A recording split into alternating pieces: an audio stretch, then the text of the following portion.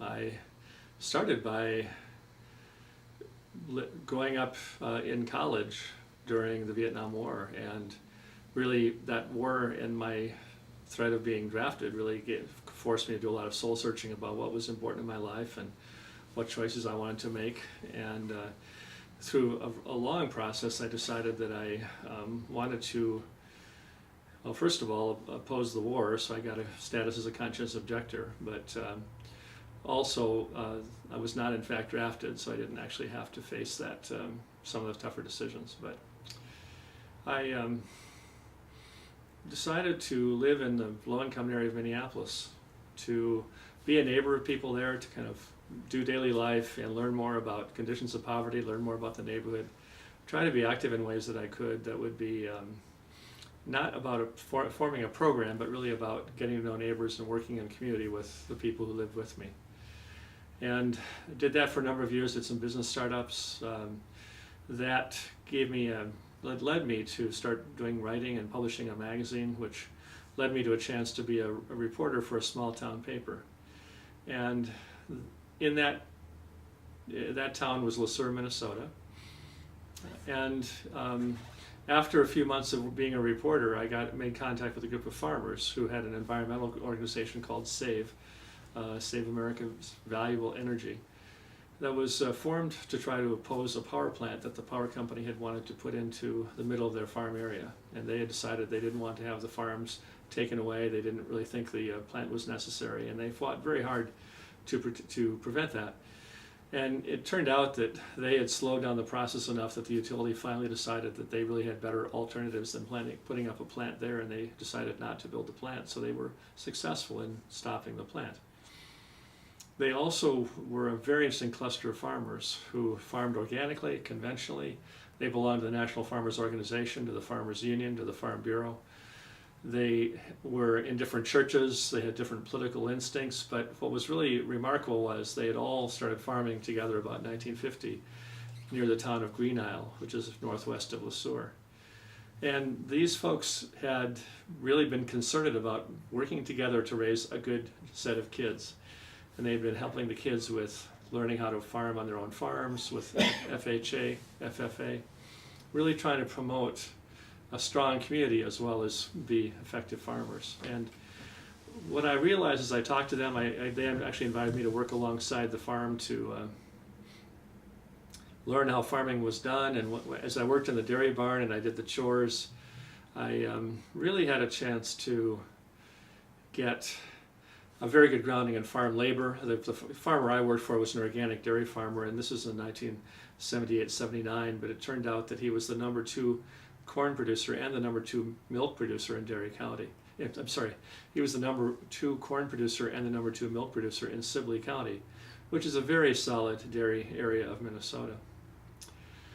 And he was determined to show that you could farm without chemicals effectively, and he was clearly succeeding in that very, very well.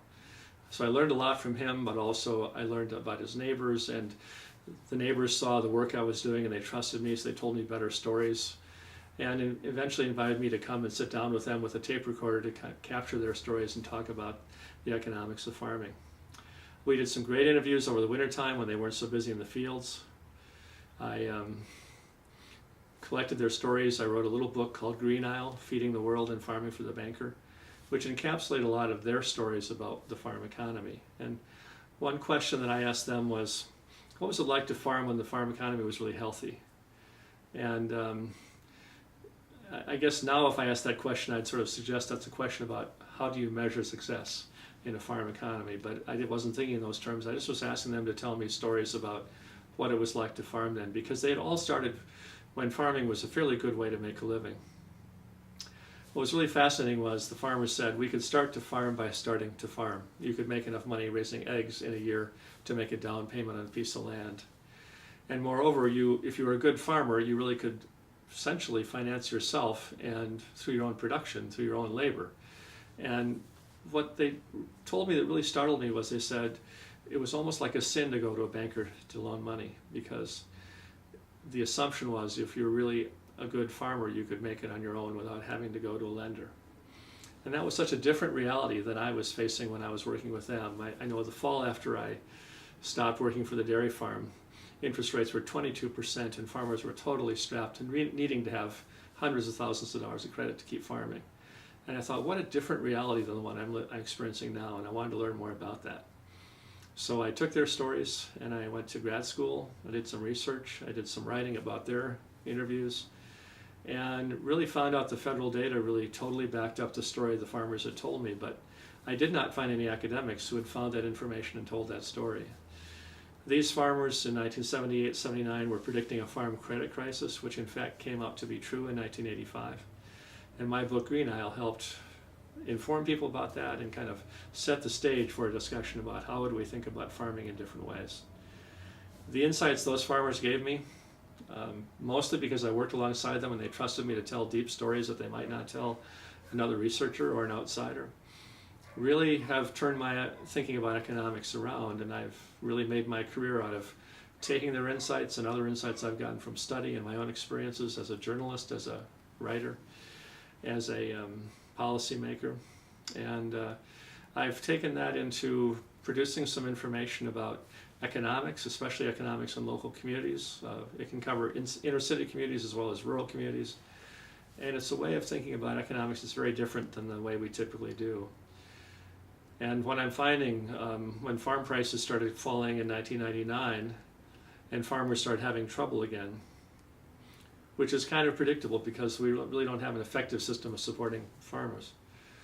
The data I had done back in the 1970s and 80s turned out to be very meaningful to people suddenly. So I started doing some work on studying local farm and food economies, beginning in southeast Minnesota with a study for the experiment in rural cooperation, and then moving to west central Minnesota, northwest Minnesota, and several other parts of Minnesota and Iowa. And now in 2012, I have done 85 such studies in 30 states.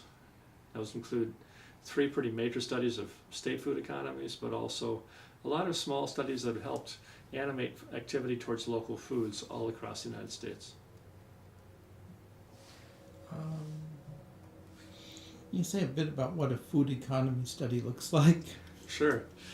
Well, there's lots of ways of studying a food economy, but what I tend to do is to look very quickly at the amount of money that farmers are either making or losing in producing commodities now.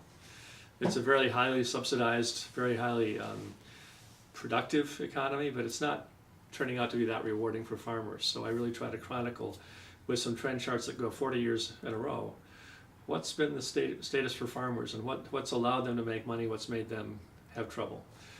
I also think about how much money they spend buying farm inputs that are sourced far away from their farms, because a lot of farmers who are farming at a loss are actually shipping hundreds of millions of dollars, well actually the farm sector is shipping hundreds of millions of dollars out each year because the inputs they need to farm are oil from somewhere else, or their machinery that's made in a distant state, or that's some kind of farm chemical that was made with petroleum fertilizer in another state. And so farmers spend a lot of money buying inputs from far away, and that actually ends up taking money away from rural America.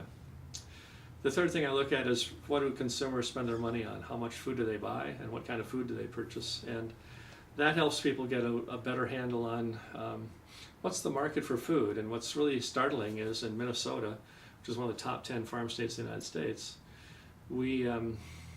I think we purchase about $12 billion worth of food, and about $11 billion of that is coming from outside of Minnesota. And that's typical of farm states, is they're shipping food products away that are commodities that have to be processed in industry. And consumers, even farmers themselves, are typically buying food that comes from stores, often from very, very far away. And that's a system that works for some people, but not very well for rural communities. It also means we don't have as good a diet as we used to have. And what I think is most kind of telling is that it all depends on oil prices being very, very cheap. So as oil prices rise, as we get less secure about having availability of oil, we're going to find that that food system will fall apart. And we're going to have real trouble eating unless we found a way to have some alternative that really allows us to produce food locally and produce food closer to where people are consuming it. So when I talk about a food economy, I'm looking at all those issues. I look at the costs of healthcare related to food-related disease for a locale. I look at the costs of foodborne illness. I look at some of the other factors that would sort of help you make decisions about why would it be important to really bring our food supply closer to home. And what use gets made of these studies? Well, these studies are used by a lot of people and in very creative ways, I think. I've been commissioned by universities, by extension agents. I've been commissioned by foundations, by local funders, by a business person or two. I've been funded by State Department of Health, by a university partner. And what's everybody kind of, what's most important is that whoever raises the money can convene some people to talk about the findings and say, what does this mean? What do these findings tell us about where we want to go? And in most cases, there's some kind of local foods network that's organized where people are sitting down and making plans and saying, what do we have to do? What kind of infrastructure do we need to build? What kind of policies do we have to have in place? What actions do we have to take in our personal lives if we're going to eat more food that's raised by local farms? And there's usually some group like that that is making that kind of activity strong. And I give the information to them, and they use this information to draw other people in, such as county commissioners or city council members or mayors or economic development officers or whoever stakeholders really might care about the strength of the local economy, the strength of the county, the ability to feed itself, the ability of the country to really run democratically. All those things are at stake with the food system. We talked roughly 10 years ago, and Wow. I think this was basically the story then. Yeah. I would expect that the same pattern shows up in each of these 30 studies that you've done to some extent. What are you learning? What's surprising you? What seems new? This big picture is one that gets broadcast a lot of different places. The basic picture of the importance of local food, the vanishing of local food, the incredible drain of resources from rural areas. What do you see that's surprising? Well, I think the first thing I'm surprised by is just how pervasive this is, because when I started, I was doing one 7-county area of Minnesota, and I really didn't know what I'd find when I went to the rest of the United States. And it's really been true that almost every study I've done out of the 85 has shown some real weakness in the farm economy, shown a pattern where farm income has been declining over time. Even though farmers have doubled their productivity, they're making less money now than they were in 1969 in most cases. There's a few places where that's not true, and one place would be a fruit valley in California, or Fruit County, where there's a strong market for exporting fruit abroad, and there are big orchards and very industrial farms that were planted recently, and they've been put in by people with lots of resources, and they found pretty good markets. But they've been finding income increasing in many respects because in the last few years more of us are eating fruits and vegetables, so they've had a pretty good time. But those are really the exceptions, and I've gone to fruit growing areas that are losing money, I've gone to wheat growing areas that are losing money, I've been in corn growing, soybean growing areas. Livestock production continues to be very difficult for American farmers, and the livestock income has really been declining. I think another thing that surprised me is how few farm states feed themselves. I knew this was going to be difficult, but the statistic that's sort of most critical here is that what farmers sell is about $600 billion worth of food products each year, and of that only 0.4%, about $1 billion, is food that they sell directly to the ultimate customer. They may sell that at a farmer's market, they may sell that at a farm stand, they may sell that through a community-supported agriculture or a CSA operation where they sell shares to members to join the farm. They may sell that through the internet, but it's a very small part of what farmers actually sell. It's 0.4%, and I think most people I see are driving down the highway and they see the corn in the fields and they say that corn is going to feed me at some point, but it's a much longer, more complicated path than that. The other surprise is just how vibrant the movement has been. I did this study in southeast Minnesota thinking I'd stay in southeast Minnesota for most of my career, adding value to that study and kind of trying to help things happen in that region. And what's happened is the response has been so strong from around the country, in part because we had a national coalition called the Community Food Security Coalition that brought people together to have annual meetings, and we were now up to about 1,000 people at our annual meetings every year. It gave me a chance to publicize the work, to show people the value of the findings, for us to network together to talk about how to make meaning with it. And having that network was really critical too, and unfortunately that coalition has just decided to close its doors, and so I'm a little bit floundering about how I'm going to proceed with this work nationally. There's no clear good sponsor anywhere else. I think what I've learned is the real pattern of extracting wealth from rural America in such a way that rural Americans have very few choices now that they can finance on their own. It's really quite extraordinary that they're really very vulnerable to needing to have outside assistance unless they're able to really kind of cut themselves off and just do things very internally for their own reasons at a very, very low financial level, but without a lot of interference. And the other thing I think is surprising, not to a lot of rural Minnesotans, but to me, the issues in inner city America are very similar to those in farm country, because in both places you have people working very hard, working jobs that don't pay very well. Even the large farmers are often having trouble making money doing what they do.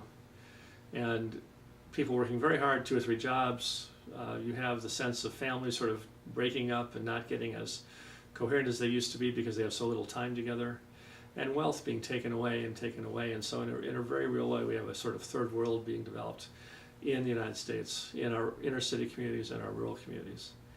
And it's very hard for us to talk about that because we like to think that poverty only happens to them or it happens to other countries. But in fact, about 1/3 of Americans are vulnerable for not eating enough food. Their income is so low that if they have kids, their kids would qualify for a free or reduced lunch at school because they just don't have enough money to eat reliably very well.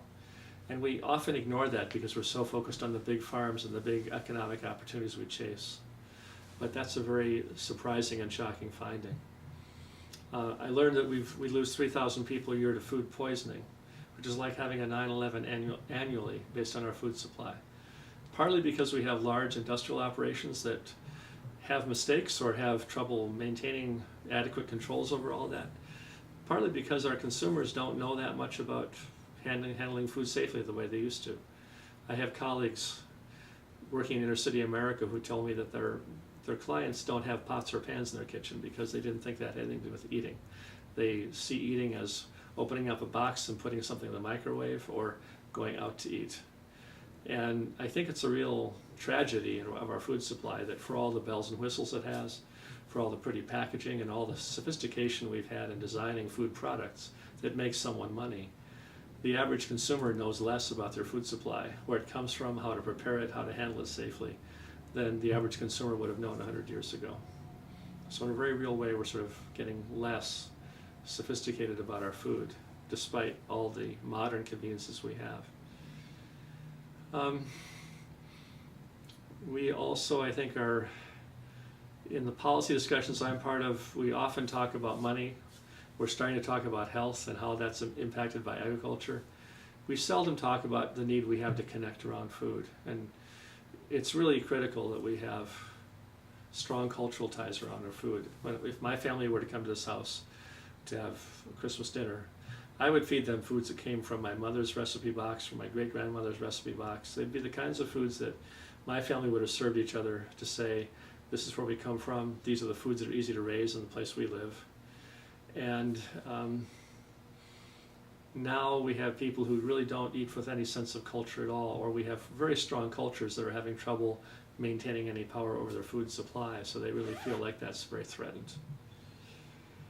So for all those reasons, I think it's kind of surprising to see how grotesquely bad things are and how little our policy arena can really adjust to handle those big questions about, can we actually get an economy that builds wealth for inner city people and rural people? Can we really have an economy that can stand on its own feet, or we depend on other countries to be poorer to have our prosperity? And those are big issues. It's hard to find politicians who want to raise those right now. It's very easy to find small communities who want to raise them, but they have very little power and very limited resources to work with them. So I'm kind of caught in this very interesting dilemma where the people who really like my speeches don't have many resources, and the people who have the resources don't want to talk about the issues that would really turn this thing into a better situation. And so it's very humbling, I think, to see how difficult it is for the political process, for our social process, to really respond to issues of very incredible importance and very critical to our survival as a country. What can be done from a policy perspective? Is there some obvious move? Well, there really is. Everything to do is policy. For the first part, we've created a system with policy that doesn't work. It works for some people, but it doesn't work for the general person in America. And a lot of the reason we have large farms are because of tax credits we've given that encourage large farms, or farm subsidies that encourage farmers to take on more land so they could get bigger subsidies. It's also this sense that whatever we can do to be more productive or more efficient in our production was going to be good, when in fact those steps we've taken have not been very productive. We've subsidized people to ship foods long distances, both exporting food elsewhere but also bringing food in from far away. What we haven't done is set a policy that said, let's create public incentives for people who localize the food system. Maybe reward a farmer better if he's raising food for local markets than if he's shipping it abroad. We have to build all kinds of physical infrastructure like root cellars, and freezers, coolers, storage spaces, packaging distribution centers. We have to have very efficient small distribution circles. And we have to build those local efficiencies with public policy. There's really no way to do that otherwise. It can't simply be done by the private sector. But that also suggests making some people very uncomfortable, because we have so many trucks running around carrying food now.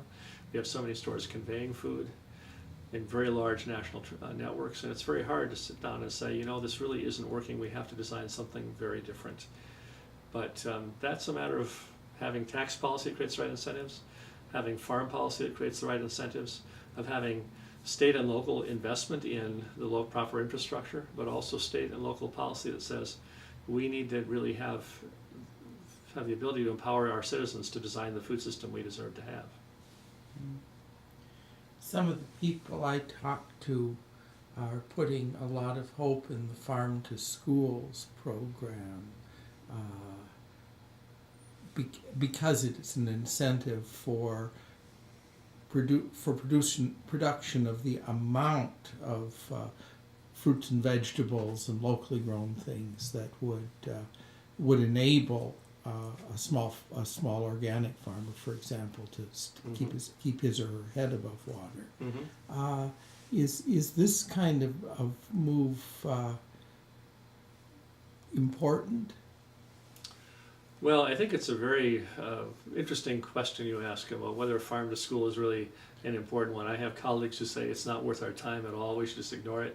And other colleagues who just say this is really the future of what we can do right now. And I think the answer is somewhere in the middle there. But why I like farm to school is very simple. You have a public agency, a public body, a school board, a school system, a school food purchaser.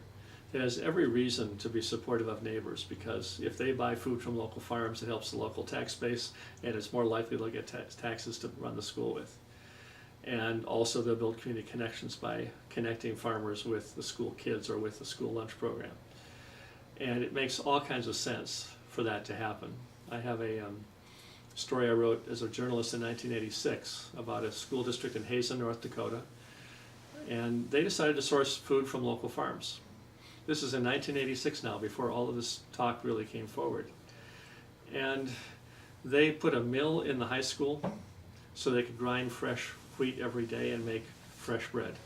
They put a USDA certified processing plant, meat processing plant in the high school, So the kids in the school could learn vocational skills, processing meat, but they were also making the hamburger for the school lunch programs. And what that school in Hazen found was they found out that behavior problems went down because kids were eating better food. They were eating more food. They were throwing less away. So the school also saved a lot of money on waste because there was less waste. Plus the kids were excited. They were getting job skills. And the farmers were happy to have someone buying food from them. It was a very small operation in some respects compared to what we're talking about now. But it was a small town that could just do that by networking with its own members and saying, let's really figure out a way to make this work. And it took enough energy on the part of one organizer that when they decided to let the reins down and give them to somebody else, I think the thing sort of dwindled away because it just didn't have the proper funding or the proper energy to really keep it going. But that's a real example of all the cool things that can happen when a school starts buying local food. Plus, having a school board wrestle with how do we support farmers well, it's an essential public discussion. And you know, you have the possibility, because you have a taxed budget, a budget that comes from taxing local taxpayers, that you have the responsibility as a public body to say, what's the best thing to do for our community instead of what's the cheapest product out there. Unfortunately, many school systems are very strapped. We have a political climate now that has really tried to take money away from school boards, from public sector players, in the name of getting the government out of our lives, which is really kind of ludicrous, but it's been a very profound public sentiment that we have to reduce the importance of government. And the result of that is that many school boards don't have money to spend on buying more food or better food. And many hospitals don't have that money. Many prisons don't have the money, the budget. So what we're finding is, I'm an advisor to an effort in southwest Wisconsin called the Fifth Season Cooperative, which is aligned with the Food Enterprise Center in the town of Viroqua. They are selling 24 products to hospitals and schools in the La Crosse, Viroqua area. But there's still a dilemma because the young farmers you'd like to have open up new farms to supply the school district need more money because they're getting started and land prices are high. It's hard to be a farmer. There's a lot of risk to it. And the schools don't feel like they have the money to pay what a young farmer needs to make that work. There are some established farmers around Viroqua that have done very well. They've been doing organic production for 40 years. They're expert at it. And some of them are saying, I can't afford to sell to the school because I can find clients now who will pay more than my school can pay. So you have this dilemma where the experienced farmers who have a market don't really need the schools and the hospitals as much, and the people who are young and starting to farm really need them a lot, but can't get enough money to make it fly. And the middle ground is being kind of found by Amish farmers who are pretty much saying, because our cost structure is lower, because our lifestyle is less expensive, we can actually raise quality food that goes to local schools and hospitals at a price they can afford. So you actually sort of depend on a spiritual community or a sort of certain isolated group of people to be your food supply rather than the American farm. So I think there are difficult questions to pose there. I think it's a really crucial thing that we wrestle with it, and some schools can go further than others because they have more money to spend. And in some places, again, usually based on someone spending incredible energy to make the right stuff happen on their own time, some very exciting things have happened where we found behavior problems improving. One school in Oshkosh, Wisconsin laid off a counselor because they're having so much less behavioral problems and emotional problems when kids had really healthy food. It's led to a whole discussion about bringing exercise and phys ed back into our schools, because for a while we thought schools should just be a place where kids learn and not exercise and not eat well or eat very fast food. And now we're kind of really reclaiming some things that we used to know, that it's important to teach cooking classes in high school. It's important to teach farming skills in high school.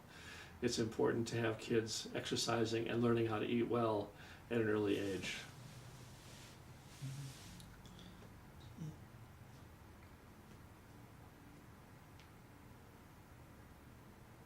The problem people keep mentioning with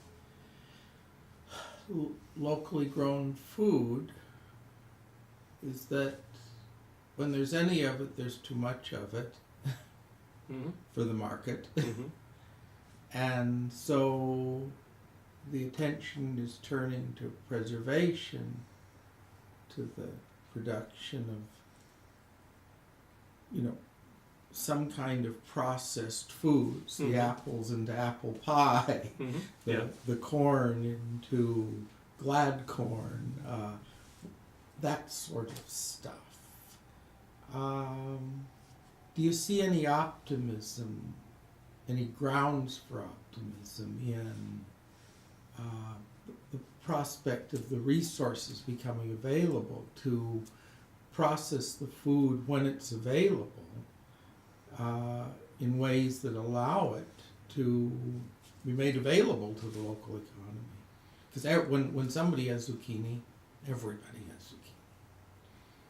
Well, of course, that's been a classic problem in farm country, is that when America started out, everyone was a farmer, pretty much. And at least in this part of the country, most of the people who lived in rural America had farmers for neighbors, and everyone had the capacity to produce their own food. So most of those farmers came out from say Ohio or from some state east of here, and they came out with debts to pay to a banker, most likely in New England.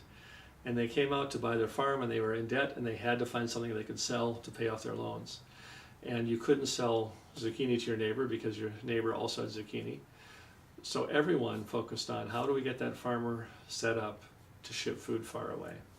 So we had a state devoted to raising wheat because there were urban areas that could buy the wheat, mill that into flour, and sell it to urban population. And farm country got set up to serve big cities like New Orleans or Minneapolis, Chicago, which didn't have the capacity to produce their own food, but did have a lot of hungry mouths. What's different now is we now have much larger populations in close to some rural areas. Rural areas themselves have fewer people, but there are rural areas close to small towns where there's actually a substantial market for food right there of people who do not grow food. And in my thinking, the need to take fresh fruits and vegetables and process them in season so you can use them in February and March is exactly what will turn the economy around. That's the economic opportunity for a town to say, let's create jobs for ourselves, taking what we know we can grow in large quantities and make that into applesauce, or make that into whatever, tomato sauce or salsa or whatever, that we can then store safely and use in February and March, instead of buying fresh food from California that's shipped by truck for 2 days at a great expense of diesel fuel to bring it to our door. And again, because we've invested in the idea of exporting food and importing food, we haven't invested in the idea of having good processing facilities in place. We haven't invested in having good freezers and coolers in place. And that's the thing we have to do, is to really start changing our thoughts about how do we invest. And we have to find some public money and some private money that will go to make those facilities possible in rural areas across the country. But I see that as a terrific opportunity, not as a problem. I think if you look at that, we're spending $1.2 trillion a year buying food. And that's a lot of money. That's double the size of the Apple Computer Company, which we just now are heralding as the largest company in the history of the United States. The food economy is double that. And if we could find ways to localize that and create local jobs and create local wealth from people who raise, whether it's zucchini or tomatoes or green peppers or hot peppers, that will really be the workshop in which we learn how to reclaim our economy so it works for ourselves again, and it really kind of comes back and helps our lives be stronger. And I suppose the problem is how to get started. I mean, for people to invest in the preservation technology, they have to have a sense that somebody will be producing the food. And for people to produce the food, they have to have a sense that someone will be buying the food. Mm-hmm. And so it becomes a trust matter. Well, it's more than trust. I mean, people can trust each other, but it still doesn't work unless you build that in a very balanced way. Because you're right, the ability to produce food has to be built at the same time, and the ability to process that or consume that or to package that in effective ways. And we have to grow them together. And this is a case where we've known how to do this. For example, with the space program, we said we're going to have a man on the moon by 1969, and we knew that everything had to be built from scratch. We put a lot of public money into it. We did a lot of public education of high school kids. I grew up at a time when I was being taught science very well, because the poor parents in my generation said, we need to teach kids science so we have a good solid space program, and so we can keep ahead with the rest of the world. And for somehow we knew how to do that in space. We knew how to get somebody on the moon, and we knew that it took public investment, private investment, education, people coordinating with each other, and we set a goal and we met it. But now we have people saying, we can't get to local food, we can't set a goal, we can't invest public money, no private money thinks it's worthwhile to invest, and you have this kind of funny situation where something as essential as eating in a farm state seems impossible to do. And that's a real failure of public policy, it's a real failure of our political imagination, it's a failure of our sort of social connectivity, that nothing could be more important. Even going to the moon can't be more important than feeding people well here in Minnesota. We have some of the best farmland in the world. We have incredible experience farming. We have a very big market for food, $13 billion. With all that, with American ingenuity, it should be a no-brainer to figure out how to make sure everyone has a good, healthy, adequate diet. I visit times an organization called the Food Policy Council in Southwest Minnesota. Yeah. And kind of watch their deliberations. They've identified a list of 10 issues that take an issue at a time, hear testimony, and then make recommendations. It's all over in maybe a couple of hours. Yeah. But they're wonderful people to talk to, and great stuff happening. Now, I remember once we talked about growing politicians. I was into thinking that we needed to grow better politicians, and you said, well, I want to see better grassroots organizers grow. What do you see a local food policy council composed of gardeners and county commissioners and truck farmers at various sizes, people who engage with hunger, coming together? What sort of work do you see as sort of most vital at that level? At that level of formulating policy with not a heck of a lot of power. I mean, there's a little bit of granting power. There's some small state grants that they can pass on or formulate and do stuff. But it's really not. It's not the governor's office. It's not the Department of Agriculture stuff. What do you see? What work do you see as maybe the important work for a group like that?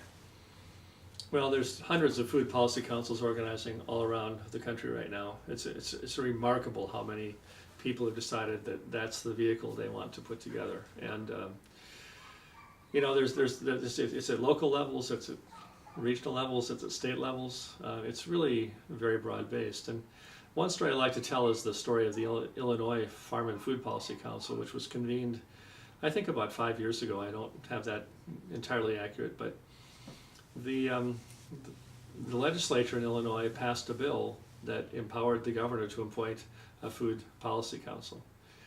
And it's really, actually, the most significant result of that, in my mind, is that the legislation says the state of Illinois supports local food.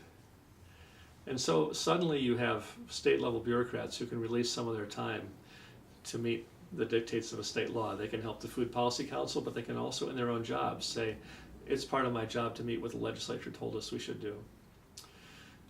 It means the Department of Commerce and Economic Opportunity in Illinois can say food is a priority for economic opportunity. It means the State Agriculture Department can staff the Food Policy Council. And the Food Policy Council is really interesting because I saw there a very outspoken white farmer who's raising produce for Walmart sitting next to a very charismatic African-American woman who comes from Chicago. And they were comparing notes very strongly because they have such different backgrounds and they started with such different assumptions. The two of them very clearly have worked hard to develop a relationship of how do we trust each other, how do we learn from each other, how do we make this a really nourishing experience instead of something that makes us feel further divided. And also you have people who are state staff people, you have farm leaders, you have the same people you mentioned, health officials, school officials, people who run food distribution centers or training centers. And what's really dramatic about that is a large number of people sitting at one table saying, we don't have much power, we don't have a budget, but we have very urgent issues in front of us. How do we work together and how do we build relationships that allow us to trust each other enough to really make smart policy? So we're not just reinventing the problem, we're actually creating something that will be a solution that transforms this. It's very hard work, it's not funded, it's grueling sometimes to go through the meetings. At the same time, that foundation is really essential because it creates a core of people who have some experience working together, maybe spending a little bit of money here and there to make things marginally better. It would be wonderful if we had food policy councils with big budgets, but I also have the fear that if we had councils with big budgets, the wrong people would run them because you'd have the people with money insist that if I'm putting money into this, then I get to have a lot of power in the council. And the real precious thing about the Food Policy Council is they are funded by people who have very little nominal power, but they really create power by working together effectively and creating a vision that has some power that those people with money can invest in. So I think that's the promise of food policy councils, but it's also really true that you have councils in Ohio that were, a council in Ohio that was commissioned by the governor, and then when the governor changed, it was decommissioned. You have councils that are formed that don't have any real ability to cohere, and they have long conversations and don't feel like they get very far. And it's a very mixed bag what comes out of that process. But my suspicion would be that if there was a crisis, for instance, if we had a big ice storm in southwest Minnesota and we didn't know how to solve that problem, people in Marshall or Windham could go to that food policy council and say, you folks are the experts, you've been working together now, can you help us solve that problem? And maybe that will lead to having a real clear allocation of power and a real clear budget for that work. We keep coming back to a problem that seems to be the problem with democracy. Oh, yes. And that is that you can't do more than 2 years of planning with any clarity that you're going to be able to carry through those plans. I mean, people, in a 4-year election cycle, people begin running for re-election 2 years in. Or 4 years. You know, Yeah. and so, Yeah. you know, and so the possibility of the best plan being derailed and that happening over and over again Mm-hmm. is just the reality until you move to something centrally planned like China does. Well, there's steps before China too. You know, there's other ways of doing planning, but I think again the opportunity for me is that I know a county commissioner in county commissioner in Iowa, in Council Bluffs, and he's a Republican, and he says, and first of all, he invites me to speak with him a lot, and we both will say this is bipartisan work. There's nothing partisan about feeding people. There's nothing partisan about making sure we have healthy food at the table. And if we can't learn how to cooperate around food, how else would we? So it's very important to turn that around and say this is really our opportunity to create a new set of politics. I would also say that if I look at the hopes for democracy, I don't see any hope for democracy if we can't feed ourselves. I don't think any community, whether it's Minnesota or whether it's Windham or whether it's the New England region, can be democratic if most of the food isn't coming from within that region. Because if you don't have the choice to plant what you want to plant and eat what you want to eat, and if you don't have the choice to plant the foods that will go well in the climate that you live in, you have no control over food, and that means you really don't have any control over your life. So if we're going to have democracy, we're going to have a democratic food supply. We're going to have to build it from the ground up. And it's not being said at the conventions this week. It's not being said by the political parties, but the folks who meet in food policy councils do realize that. And they are working across party lines, and they are working with a long-term vision. They're saying, we have to do the work the political system cannot do now to frame a vision that will have some longevity and some power. And we can't be limited by the fact that the campaign strategies we have and the political funding vehicles we have don't allow for long-term questions to be addressed. We have to start addressing those. Even if we have very little money and very little power, we have to really make that work. And we have to start pulling that out of the system in ways that are effective. And it's an incredible challenge for our country right now, but if we don't meet that challenge, we really lose our country. And we lose the hope of being democratic, but also we lose the sense of possibility of working together as Americans. Do you see any way in which the food store chains, the places that are getting the truck deliveries from California, depending on those, Mm-hmm. one may tend. Did you see ways in which they're part of the solution? I mean, at the last Food Policy Council meeting I was at, Hy-Vee had a place at the table. Mm-hmm. Yeah. As you know, as an observer, but as an observer with some ideas about how to contribute here. Yeah. So I'm curious what you see there with respect to these very big players. Well, and Walmart is at the table in the local food issue in the sense that they're realizing that they are spending so much money shipping products all around the country to regional centers and back, and they buy all their milk from one supplier, and it's national, and it goes to warehouses, and they're spending a lot of money on the fuel needed. So they're actually having conversations about what does the localization mean to us, and they're giving loans to African American farmers to do technical training to learn how to ramp up production for a bigger market. Hy-Vee has been very active in the conversation in Iowa. In the Twin Cities, Lund's and Byerly's have been on the forefront of not so much the discussion, but they've been sourcing a lot of local food because they bought one of the co-op food buyers from the food co-ops that we started in the 1970s, who really showed them how to make those sources work, and they're buying really high quality stuff from local farms as much as they can. Ironically, the one company that I interviewed when I did my Minnesota food system that was not willing to talk to me is this grocery company that's having the most trouble right now. That's the super value chain. But they would not return my phone calls, and they have not made a presence in the local food issue nearly to the extent the other ones have. And I think what's interesting there is the companies that are responsive to the public are the ones that are helping an answer surface. The ones that don't respond to the public's need for different food supplies tend to be the ones that are not responding to their customers, and they tend to have other troubles because they're not meeting the needs of their market. Now, it's also true that I think the size of our food companies is based on cheap oil, and the possibilities of democracy may not wrestle well with having huge corporations giving us food from far away in the future, because we may not be able to afford that. We may find that the needs of having local food require us to have smaller vehicles, smaller businesses that are more responsive to local conditions and local needs.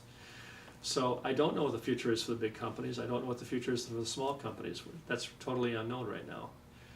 What I do see is in the small spaces, people thinking together for the long term, coming up with a new approach, developing lots of creative solutions that will need some investment that maybe the big folks can make, but maybe it's not even in the interest of the big folks. We'll have to see how they decide about that. The critical thing is not so much the size of the effort. It's not whether we go to scale or not. It's really whether we form a solid discussion that builds trust and builds a sense of close relationships that last for the long haul. If we do that, we'll know when we want to be big and when we want to be small. If we commit ourselves to being big right away, we may lose the chance to make decisions for ourselves because we'll have a system that has so many dictates for us that we will be very confined in the choices we can make. One economic fact that is kind of present all over talking to people in rural Minnesota is the transfer of wealth. Yeah. The fact that although farming has always been hand-to-mouth kind of stuff, the farm prices are through the land prices are through the roof. Yes. And people who own chunks of land Mm-hmm. are multimillionaires with a transfer of wealth problem. Sure. And some of that is a matter of just sometimes it's a matter of handing food on, handing the land on to the kids. Sometimes it's a matter of establishing a community foundation some way or other, giving back to the community or trying to work for the good of the community. Yeah. And I see that in a big way. And then the other thing you see from time to time is some kid has a dream and they just can't self-finance, and well, after discussion, mom and dad come along and make it possible for the beginning steps to get taken. See that a bunch. How do you see this sort of transfer of wealth phenomenon, the fact that in a lot of these rural communities there is some substantial wealth tied up in community foundations and in land that is going to get passed on or going to get sold. How do you see that working for better or worse with respect to the food issues that you mentioned? Well, I think the first thing I'd say about transfer of wealth is that wealth has been transferred from rural areas for decades. And so the starting point of that discussion for me is the fact that the economy is extractive, and it's taken money that once was owned by families and once was owned by factory workers and once was owned by farmers, and it's dedicated to a much wealthier class. And so we actually have public subsidies that subsidize the process of an individual who's wealthy getting more wealthy. And that's public policy. That can be changed, but that's been the rules that we've set for a number of years. It's a very huge issue because you're right. I mean, I have friends who would argue that the only people who can really afford to start farming now are retirees who have built up a pension enough that they can buy farm and they can hire young people at low price to run their farm. And that's an interesting answer, but it's also very sad that you would have to be old and retired to have the ability to buy land, or that you'd have to be a business person who made wealth somewhere else to own enough land to be a farmer. Because again, when the farm economy was healthy back in the 1950s, anyone could start to farm if they really had the dedication to do that. And it was seen as a way of self-organizing activity. It was a way of families growing up together. It was a way of families sharing an experience and really kind of having the ability to make their lives better through their own labor. And that's been the American dream in the countryside, is that kind of livelihood. The other reality about transfer payments that's very interesting is that the transfer of wealth is that the number one source of income in most communities I study is transfer payments. It's actually public programs or retirement benefits. It's often government money is much larger source of income than farming or manufacturing or working in a hospitals or teaching. And that's very startling when people see that, because it really gives us a sense of how vulnerable our fabric of life is in rural America, that even the places that have large farms are depending more on some central entity to give them money so they can keep cash flowing every week. And that's not a stable situation, especially with the kind of deficits the government faces now and the economic uncertainty we have with the euro in trouble, with the dollar declining relative to other currencies. So all those things are very kind of intricate issues. Again, I guess the hope for me is that it has been public policy that's led us to that place where we said we would subsidize accumulation of capital, and now we have the choice of saying, do we or do we not want to turn over the economy to the folks who have built wealth elsewhere? And we're actually literally facing a choice of, do we want to create feudalism in the United States for the first time? Do we want to set up people or landowners who basically take care of their land or their county, and they hire people at whatever they want to hire them without any protection, and that people are really organizing their lives around wealthy people's needs? Or do we have the chance to have a sort of democratic society where we get to make mutual decisions, we get to cooperate with each other, we get to collaborate in ways we choose, and we have something we can organize ourselves rather than having to work for someone who's wealthy? And we've had moments in the United States where we've had only those choices before, and we worked very hard to get away from that into a much more egalitarian place. And now that's under attack as being improper use of the public sector. it's a very frightening moment politically for me to see how thoroughly some people believe we should get the public sector, the ability to make decisions as a public, the government promise of safety and kind of equality that we used to have out of our lives. I just don't see how that can be possible. And we can see evidence of what it's like when business runs the entire economy. We had that in the late 19th century. We had massive fortunes accumulate, and we had such inequality of wealth. We had huge cycles of economic collapse and decline. I'm sorry, of economic increase and decline. We had the same thing in the 1920s, where industrial areas were very favored relative to farm economy. They took wealth away from rural America. They put it in industrial expansion. Some people got wealthy, and the whole economy collapsed. We've seen what that happens. We called it laissez-faire economics in the 1890s. We said it didn't work, but we're back to it. We saw in the 1920s, we said that caused the Depression, but we've allowed the same dynamics to flourish in the last couple decades here too.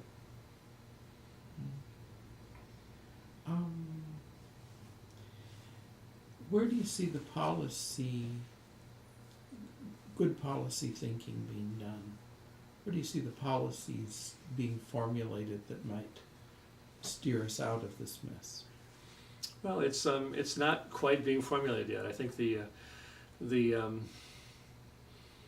have people working very opportunistically, trying to help connect each other at the local level to say, it's not a policy question. It's more, well, I have zucchini, you have tomatoes, let's trade. It's I want to run a farm and you need to have food. Let's form out something where the farmer gets an investment from the consumer, so the risks of farming are shared between the farmer and the consumer. It's people on school boards who sit down and say, I'm going to find 5 farmers I can buy food from because that's the right thing to do, even though it's going to cost more money. It's people like the Food Policy Council who are not setting policy yet, but they're starting to have the discussions of saying, what is our vision? What's possible to do? What do we want to get out of all this? And out of that discussion comes 20 people who are all moving in the same direction over time. And at that point, we'll start having policy because we'll have thought through what we need to do. We'll have some answers. We'll have some things to suggest. We'll have some victories to show. And then we'll start contesting for how do we actually get policy set by our state legislators, by our county commissions, by the federal Congress. We have no real policy at the national level. We have a program of spending money that is really essential. You know, food stamps are very essential. The nutrition programs are very essential. The technical support, the research that's done for agriculture is very essential, but our basic policy of throwing cash after commodities is a total failure. But we can't change it because the people who are gaining from that policy are in charge and they don't want to give it up. It's being forced upon us now because the World Trade Organization said subsidies have to be eliminated because they distort world trade, and also because the United States is lost enough money that we're not sure we can pay for the subsidies anymore. But what we're doing is we're taking money out of corn and soybeans and putting it into those industries that would buy corn and soybeans. So we're still subsidizing economic activity to shape the economy for someone's interest. We're getting primarily marketing slogans and sound bites out of Washington, mostly contradicting each other, mostly not wrestling with the big issues that are there. Trying as much as possible to, USDA is investing money in some food hubs where people can aggregate food from 25 small farms into one big stream that could serve a school or serve a bigger grocer.